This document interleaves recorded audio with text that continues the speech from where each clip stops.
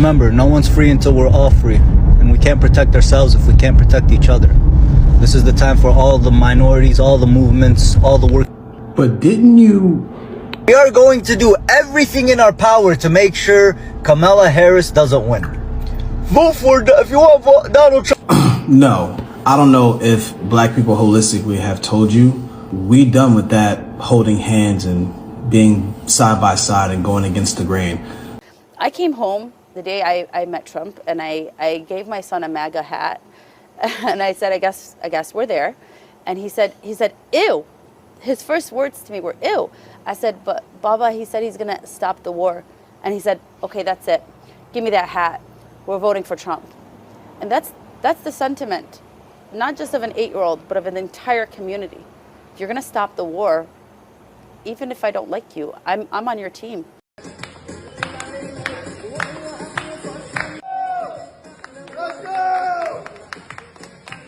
You regret voting for Trump? I feel like I do, and I... What we just saw, that wasn't diplomacy. That was a live-streamed humiliation. Apart from Latinos, Black Americans, Asian Americans, Arab too voted for Trump.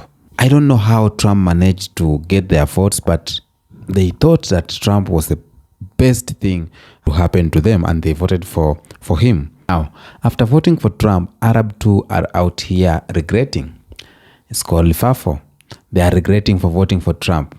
And as you know too, some Arabs have been racist towards black people. They didn't know what black people matters to them, because black people out here in America, they have been fighting for the rights of everyone, being Latino, being Arabs, being Asians, you know, because the movement that black people are putting out there to fight for inequalities, it is touching everyone. They are not fighting for their self only. So a lot of out here now asking for black people to forgive them, and asking fellow Arabs, you know, those who have been racist towards black people, that it is time, you know, to ask for forgiveness and support black people. Let bygones be bygones, because whatever Trump is doing in the United States, it's touching all of them. It is touching all immigrants, Asian Americans, Black Americans, Latino Americans, Arab Americans. No one is spared. I want you to watch these videos of Arabs, some of them regretting for voting for Trump. Some of them are asking black people for forgiveness and asking their Arab community to forget about, if you have been racist towards black people, please stop. Watch these videos and then we'll come back again. Hey, I'm a Palestine supporter, and there were a few very important things I'd like to discuss.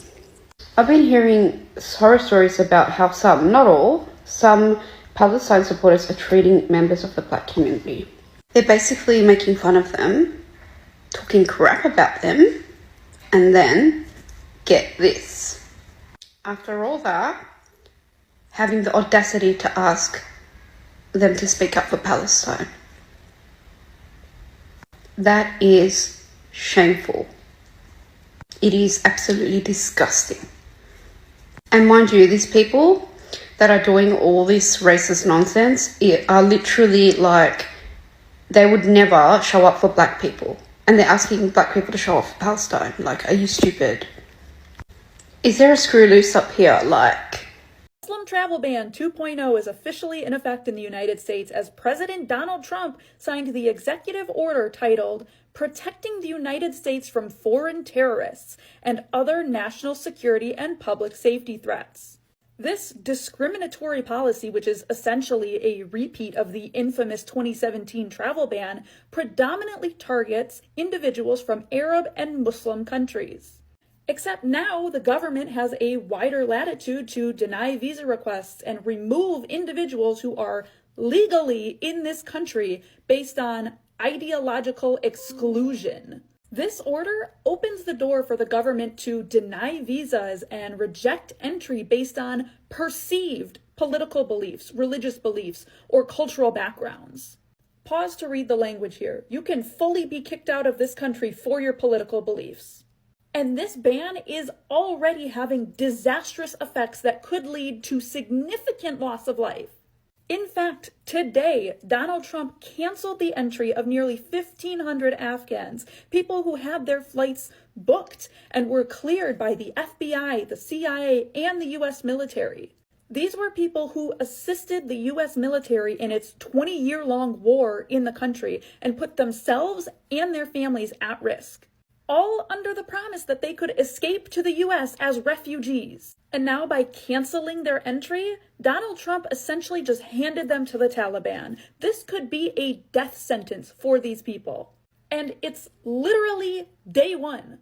Trump's remarks are very outrageous. Obviously what he said is ridiculous and it would never happen. I'm disappointed, but I'm not surprised. I'm here in Dearborn, the largest Arab majority city in the US, and the war in Gaza was a deciding factor in the presidential election here. In this largely liberal city, President Trump won, and that was a big deal. We came here to speak to the Arab American community to find out how they feel about President Trump's comments about taking over Gaza. I voted third party. I think it's unlawful and delusional for him to think that he can displace Gazan people from Palestine, and that is calling for ethnic cleansing. I voted for Donald Trump. The initial reason why I voted for him was that he promised to bring stability to the Middle East and, to focus more of our resources on our country. Do you regret voting for Trump? I feel like I do and I don't. It's like mixed feelings, because I feel like if I did vote for Kamala or I didn't vote at all, my vote would have went to waste. She might have won, and I don't think that it was in her best interest to have a ceasefire. No one should be shocked by it. This guy's illiterate. He's never read a book about Palestine or maybe a book about anything. How did you vote in November? Stein. Why did you choose not to vote for Trump or Harris? If the Democrats would have won the White House, no one would have ever listened to us ever again. They would have said these people cry wolf, they'll eventually come around, or their votes don't mean anything. We couldn't let that be the case. Pro-Trump group called Arab Americans for Trump just announced that they will be changing their name to Arab Americans for Peace after Donald Trump proposed taking over Gaza and redeveloping it to turn it into the Riviera of the Middle East. So here's what the group's leader said as to why they are dropping the for Trump from their name and changing it to for peace. Quote, "The talk about what the president wants to do with Gaza, obviously, we're completely opposed to the idea of the transfer of Palestinians from anywhere in historic Palestine. And so we did not want to be behind the curve in terms of pushing for peace, because that has been our objective from the very beginning. Yet, if that was your objective from the beginning, then why were you supporting a guy who wanted to enact a Muslim ban and who was so transparently obvious in siding completely against the Palestinian people? Like, whether or not you supported Kamala Harris was one thing, but there is no denying that she was more benevolent to the Palestinian people than Donald Trump. It's unfortunate that it took Donald Trump saying he wants to level Gaza for this group to realize that supporting Donald Trump may not have been in the best interests of the Palestinian people. Remember, no one's free until we're all free. And we can't protect ourselves if we can't protect each other. This is the time for all the minorities, all the movements, all the work. But didn't you... We are going to do everything in our power to make sure Kamala Harris doesn't win. Vote for, if you want to vote Donald Trump. No, I don't know if black people holistically have told you. We done with that holding hands and being side by side and going against the grain. That's over. And a lot of y'all thought it was a joke. A lot of y'all thought it was a game after the election. Everybody from that movement was like, oh, that's just black people online. That don't represent the whole black community. You sure about that now? Because they saying it in real life too. Real bad. Again, you want any type of black solidarity, any type of black anything, you need to clock that anti-blackness. We've been telling y'all this for 6-7 months, and you guys still continue to not listen. You called a black woman outside of her name, and then you try to justify it by saying she's a war criminal when she ain't. She was just the vice president of the United States of America. You're a misogyny, and your anti-blackness is why you didn't vote for her. You sat here and said out your mouth, I'd rather vote for Satan himself than vote for Kamala Harris. Well, Satan is in the office now. He's in the White House now. Now what? Now what? You sitting here talking about in order for, if you really want to be a revolutionary, you telling black people, you as an Arab man is telling black people, if you want to be a true revolutionary, you can't sit here and play the two-party system. You don't even go to Trump rallies and disturb their peace. Hell, matter of fact, most of your people don't even attend Trump rallies and protest them. How you gonna sit here and tell black people how to be revolutionaries? Y'all on y'all own. Dead ass. Gentle reminder. If you are a Palestine supporter, you don't support the black community, or you're racist towards black people, or you talk crap about black people, Palestinians don't want you. The liberation of Palestine is not just about Palestine, it's about liberation for all people. So if you're racist at all, we don't want you. I will acknowledge that Arabs can be very racist towards black people. I'm Arab myself. It's a known fact, and it's very embarrassing. So if you're racist towards black people, Palestine doesn't want you, nor do they need you. Right quick, you all tell me if you remember the following. Vote for Jill, vote for Donald Trump. But do not give a vote to Kamala Harris and expect to be welcomed by my community. So that was a member of the Muslim American community there in Dearborn, Michigan, who told us if we voted for Kamala Harris, that we were not welcome in their community. And that was because of stances over Gaza, right? Well, yeah, this is going to be kind of awkward. Hold on. The U.S. will take over the Gaza Strip, and we will do a job with it, too. We'll own it and be responsible. Hold on. He's not finished. People of the area do a real job, do something different. Just can't go back. If you go back, it's going to end up the same way it has for 100 years. So this your man's, right? This your man's here talking about turning a demolition site into the Riviera of the Mideast. And those of us who stood with you, you told us we wouldn't welcome in your community if we didn't vote for your mans here, or Jill Stein, right? Question, where's Jill Stein now? Well, she doesn't seem to be answering the phone right now. And while I will never be okay with the carpet bombing of children, I will say this. If you all need any help in the community you told us we wasn't welcome to, since Jill Stein isn't answering, remember, you can always call Ghostbusters. Has anybody heard from the Muslim leaders from Hamtramck and Dearborn, Michigan? The mayor of Hamtramck, you know, the one that started praising and kissing Donald Trump's ass just before the election, and said because of Trump's promise to protect Gaza and the Palestinians, everybody should vote for Donald Trump. And he got a whole lot of the Muslim community around Detroit to vote for Donald Trump. I'm just wondering if anybody heard from those leaders. I mean, after Donald Trump came and made the token visit to tell them sweet lies so that they could sell out their own people, they went on the local news channels and told Detroiters, vote for Donald Trump, don't vote for Kamala Harris. Because he stands for Palestine, he stands for peace in that whole conflict. And you could see the sliminess of these leaders, these men who persuaded much of their community to vote for Trump. Has anybody heard from them? I just want to know, has anybody heard? Because Trump barely won Michigan. Had they not followed these shady, slimy leaders, those in the Muslim community,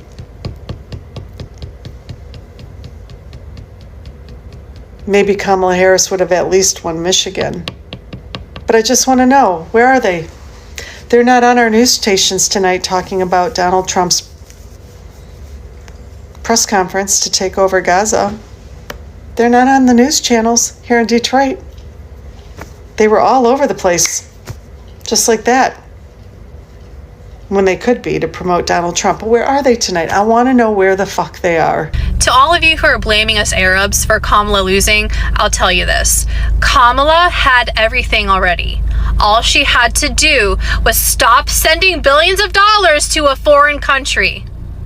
All she had to do was listen to the people, and she refused to do so. She shut down her voices time and time again. What did you think was going to happen? She's a grown woman. She made her choice, and she dug her own grave, and that's it. It has nothing to do with us. Particularly Palestinian voices were even talking about not endorsing the red and blue parties. And what do, some of you? You vote for the parties that are hurting them in the first place. Did Palestine teach you nothing, or do you just not care about them? The second phase of the Gaza ceasefire was supposed to begin today. What happened instead is Netanyahu met with Trump to lobby his approval for another arms package to continue the war in Gaza. Again, negotiations for phase 2 were set to begin today, and they were postponed by Netanyahu until after his trip to Washington, leaving many outraged and wondering why. Well, we don't have to wait for the answer because Trump has just officially requested congressional approval for a new arms sale to Israel worth up to $1 billion. The proposed package, no doubt requested by Netanyahu himself, includes 4,700 1,000-pound bombs valued at over $700 million. It also includes armored bulldozers valued at over $300 million. And of course, after this request, Donald Trump told reporters that there is no guarantee that the ceasefire in Gaza will hold. Hamas has told the mediators in Egypt that they are ready to negotiate for phase 2. The only holdup is Netanyahu and Donald Trump. Because this ceasefire was never meant to hold. It was always meant to give Israel more time to rearm. I'm a pro-Palestinian supporter and I live in a swing state in America. And I thought I would share with you how I'm voting this election. I have felt extremely disillusioned from our democracy, and I had decided that I was not going to vote this election. I have been uncommitted, and though I was a registered Democrat, I believed that I was not going to vote. However, I live in a swing county in a swing state, and I am very aware that every vote counts. And I feel very irresponsible not going out to vote on Tuesday. Now, if I lived in a location in the US that was not a swing state, I would go out and cast my vote for Jill Stein and the Green Party. I feel like her policies most align with my belief system. However, as I stated, I believe it might be irresponsible to cast that ballot in a swing location. I have felt very disillusioned from the Democratic Party in particular this past year because of their disgusting stance on the genocide in Gaza. However, if I look at Donald Trump and I listen to his rhetoric, I know that his presidency would be even worse. I believe that he would allow Netanyahu to do anything that he wanted, as he's doing now, and I think that he would support even more genocide and even more destruction in the Middle East. Though I am not pleased with the Democrats, and I am absolutely disgusted with their policy on Palestine, I think that our best chance is to continue with a Democrat in office. Now, of course, there's so many other policies to consider when considering the candidates that we have. But for me, I think on Tuesday I'm going to cast my vote for Kamala Harris. And I thought I would share that with anyone who was on the fence or considering not going to the polls.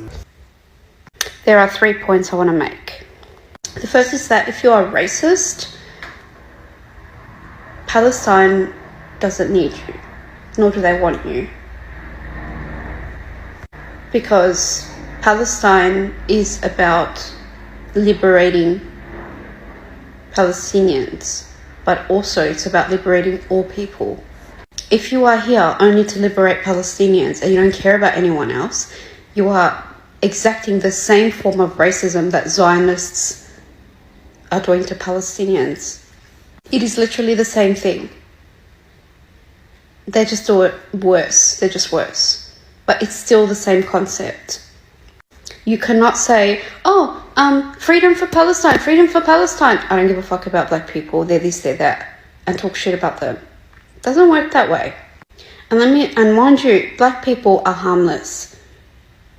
They do not hurt other people. They don't sit there bombing countries. And then the second point I want to make is, where is your integrity? To go talk crap about black people and then ask them to speak up for Palestine, and then on top of that, shame them if they don't speak up for Palestine, like...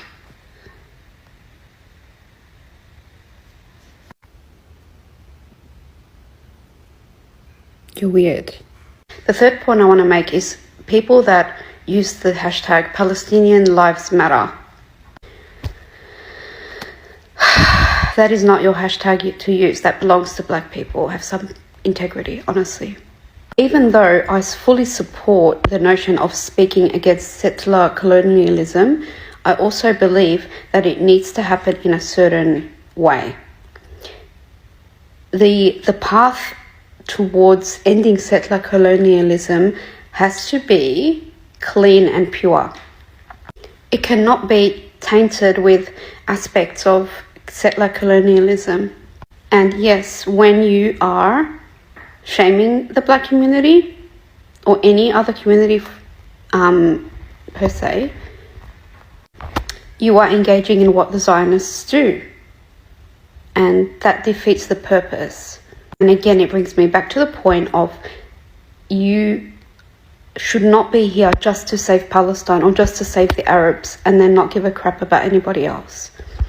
Because we're all equal, we all matter, okay? I'm Arab doesn't mean I'm only going to care about Arabs. I care about everybody. That is our duty to our fellow human beings. And I'll just add a little small thing. I am a teacher, I'm a grade 1 teacher. I teach at a school where the students are predominantly from East Africa. So they're mostly black, mostly from Somalia. And I will tell you that the black community has been the most amazing community to work with. I will never understand why people act like, being black is a bad thing. I think dark skin is beautiful. It's amazing. It looks great. I don't see the problem with it. And sorry, but black women are much prettier than us. So what I said. And it's really sad. I keep hearing stuff like, they need to get over it. Slavery happened like 100 years ago. And I'm hearing these comments like, whoa, people are really bitter. Like, they don't have lives, honestly. And then you hear stuff like, why don't they get over it? Okay, things happened. Slavery happened, but it was like 100 years ago. There aren't any structural inequalities anymore. It's like, no, there still are. They designed the world to benefit white people and to disadvantage people of colour, specifically black people. It is literally documented. And asking somebody to get over slavery, like, dude, you can't even get over somebody tailgating you. You're asking them to get over hundreds of years of slavery, of being caged. Like, some people really shouldn't like. Yeah. I mean, when you think about it, if you really had a life, if a person really has a life, would they have time to sit there and hate on black people? And what they do and they don't do? Like, focus on yourself, bro. Diplomacy is about power, leverage, knowing when to stand firm. What we just saw, that wasn't diplomacy. That was a live-streamed humiliation. There sat King Abdullah of Jordan, stiff, blinking like a man who had just walked into an ambush. His hands clenched, unclenched, his gaze darted anywhere but at the man beside him. And who was beside him? Donald Trump, grinning like he had just closed another hotel deal. We're going to take over Gaza, we're going to have it. We, not the people of Gaza, not the Palestinians, not even a fake peacekeeping excuse. We, as in America, as in Israel, as in billionaires and war architects who treat entire nations like monopoly pieces. and the people of Gaza just an inconvenience, to be moved, erased, shuffled off to Jordan, Egypt, wherever. The details, like human lives, are just logistics. This was Abdullah's moment to push back, to throw his own red lines back at Trump. Instead, he was humiliated into nodding along. A closed-door meeting turned into an unscheduled press conference, an ambush. He sat there stiff, lips tight, while Trump bulldozed ahead with a plan he had publicly opposed. And the second he left, he rushed to Twitter. In both Arabic and English, he made it clear Jordan rejects the ethnic cleansing of Gaza. That was what he had told Trump privately. So why didn't he just say it publicly? Why sit there stiff and silent as Trump bulldozed ahead? His position is the right one, morally, politically, legally, and yet, in that moment, under the bright lights, he bowed to the spectacle. After his tweets, his foreign minister, red-faced, was sent out to hammer the message home on every major news channel. Then came the joint statement with Egypt, forcefully rejecting Trump's plan. Because this is what Trump does. He humiliates his own allies. He doesn't just impose his will, he makes them bow to it. Forces them into photo ops where they have no choice but to nod and squirm. And Jordan wasn't the only one. Saudi Arabia got the same treatment. Sitting next to Netanyahu, Trump lied, claimed Saudi Arabia was ready to normalize relations without the Palestinian state it had always demanded. Saudi Arabia immediately denied it, a rare public slap to a US president they once treated as untouchable. Because for decades, US administrations at least pretended to respect their Arab allies. They flattered, they played the game, not Trump. Trump doesn't do subtlety.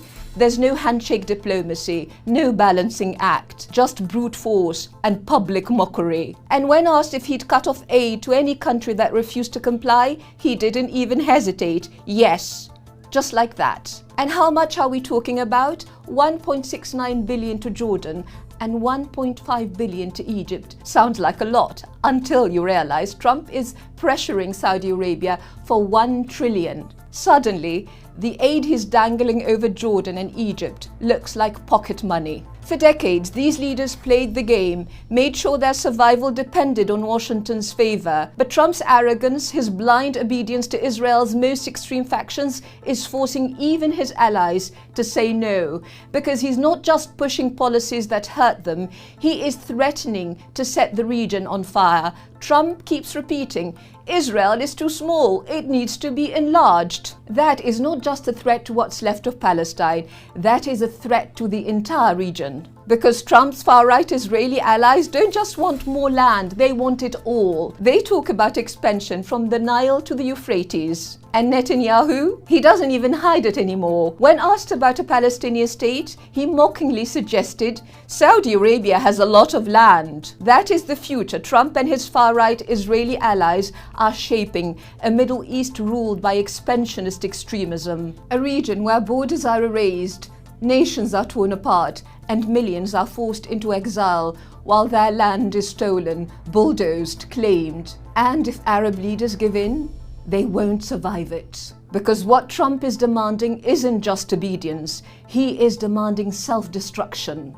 And even his most loyal allies can't afford to give him that. As Thomas Friedman warned in the New York Times, if the Trump administration tries to force Jordan and Egypt to accept Palestinians from Gaza, it will destabilize the demographic balance in Jordan, destabilize Egypt, and destabilize Israel. Similarly, Alistair Burt, former UK Middle East minister, stated that moving Palestinians from Gaza to Jordan is catastrophic to Jordan, not based on reality at all. And as the world warns of disaster, Israel's far-right finance minister, Bezalel Smotrich, just let the truth slip out. Dismissing opposition to Trump's ethnic cleansing plan, he admitted on live TV, no, Gaza is not their homeland. 75% of the Palestinians in Gaza were originally displaced from areas like Haifa, Tabariya, Akka and Yafa in 1948. Well, maybe that's what King Abdullah should have said to Trump. Maybe instead of sitting there while Trump pressed him to help cleanse Gaza, he should have turned to him and said, maybe you should let them go home. Let them return to Haifa, to Akka, to Yafa, to Tabariya. back to the cities and villages they were driven from. Smotrich himself admits it. Gazans are refugees from 1948. It isn't about relocation. It's about the ethnic cleansing of a nation. This isn't about finding them a new home. This is about keeping them from going back to the one they had already. For decades, Arab regimes have survived by silencing dissent, by crushing revolts, by bribing their people into submission. But there is no price that can be paid, no force that can be summoned to suppress the explosion that would come from a second Nakba. That is the line that cannot be crossed. But if any of them sign away Palestine, if they think they can absorb its exiled millions and move on, they are deluding themselves. Their people will never accept it. No police state, no foreign alliance can shield them from the reckoning that will follow. They will pay the price with their thrones, with the very foundations of their rule. And when that moment comes, neither Trump nor Netanyahu nor any force on earth will save them. And that is why they're now finally saying no to Trump. You have seen the videos. And Arab people, as far as I'm concerned, Arab people to some Arab countries enslaved black people. And the fact that the Arabs, they have upper hand over black people, or they think so, some of them from the community of Arab community, some of the people of some of the Arabs from the Arab community, they have been racist towards black people. And I've been telling you guys that everybody is the same. Black, Arab, Asian, Latinos, everybody is the same in the face or in the eyes of the oppressor. Oppressor doesn't see that. Once the law is there, it cut across everyone. Because once you are in America, either you are Arab, Latino, or more so, once you are in America and you are an immigrant, illegal immigrant, the law will not favor you, whether you brown color or you are dark skin color. So it has been a force for black people trying to put things together all along. Black people or black Americans have been trying to put things together all along, fighting over civil rights, voting rights that Arab have right now or Asian has right now is because of the black people. And all the equalities that black people have been fighting is not for black people alone, it's for everyone, immigrants in the America. Okay? So I love when I see that Asian people now or Arab people now are accepting mistakes and knowing that black people played a bigger role in their lives. I'm happy to see that tables are being turning. And I know black people. Black people are out here saying that, we tried to tell you. But deep down, they are like, God damn it. We have been trying to do this for so long. That is a soft spot. Now we go push. I understand. Black people, they don't know how to back out. They don't know how to back out.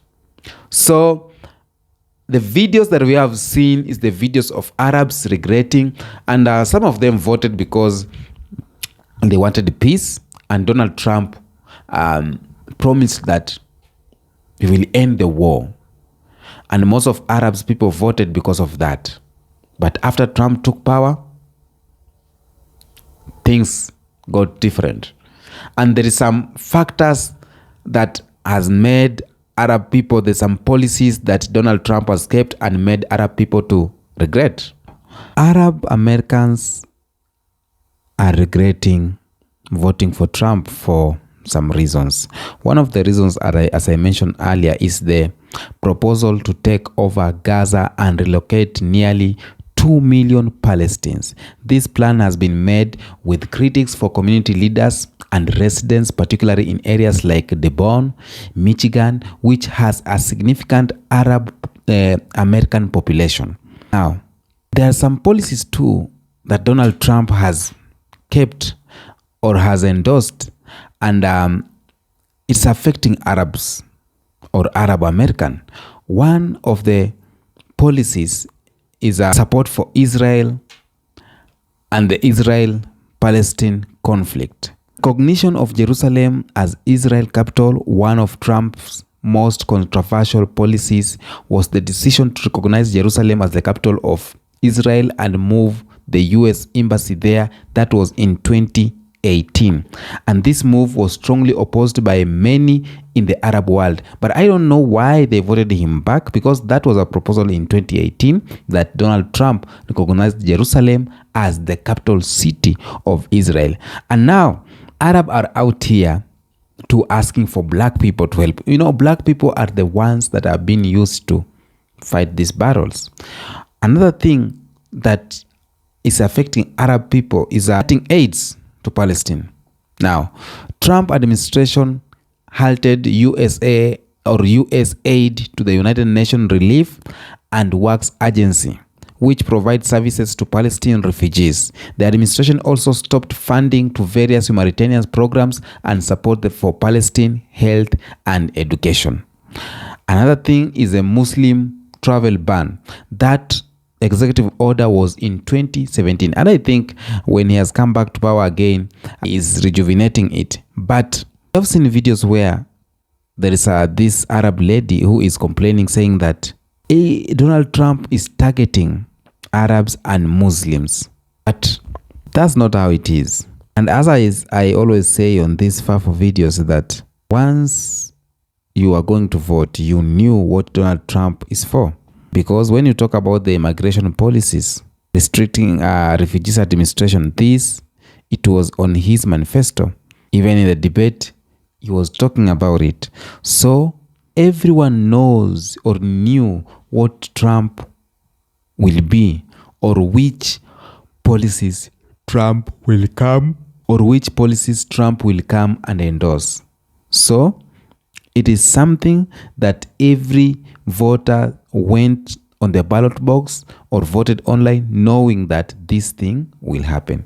Now, Trump policies reduced the number of refugees allowed to enter the US, including those from war-torn Middle Eastern countries such as Syria, Iraq, and Yemen. This affected Arab refugees who were seeking asylum in the USA to escape conflicts and persecution. Now, another thing is the Gulf relations and military involvement. Relationship with Saudi Arabia, for example, Trump administration maintained strong ties with Saudi Arabia, which led to criticism from Arab Americans who view the Saudi government actions, particularly in Yemen, as problematic. Trump approval of Saudi Arabia action in Yemen, where a humanitarian crisis is ongoing, alienated many in the Arab American community, especially those who have family ties to the region. Now, another thing is economic policies. Economic policies is affecting the Arab community or Arab American. Anti-Arab rhetoric, that's when we talked about this, we talk about anti-Muslim and anti-Arab statements, where Trump throughout his presidency back then was known of making these divisive comments about Arabs and Muslims. Okay, so this is affecting them so much. There is while Trump policies alienated many Arab Americans, they also served to galvanize political activism within the community. For instance, in 2020, many Arab Americans voted in larger numbers, particularly in swing states like Michigan, where significant Arab American population exists, to oppose Trump policies. But right now, Arabs have voted for Donald Trump back to power. And this is just the results of voting someone who is against your wish simply because you want to punish someone else. I've been saying this. For you to vote, don't vote using your feelings. Don't vote using your tribe or your stomach. Vote using your head. Check the manifesto, the agendas, and see if these agendas is for you. See if this manifesto is what you want, and you won't regret. Now everyone is asking black people for help. Everyone wants black people to come because they know black people are the only one who can stand and say no to this, and people will hear. Number one, because they're the majority. Number two is because they have been on this struggle for long. Yes, American blacks has been on this struggle for long. I don't know what you say on the comment section about these videos. As a black American, as a black person, do you have pity for Arabs Americans? Do you? Because I see each and every community coming out and begging black people to intervene. Tell me what you think on the comment section. Until next episode, peace be with you.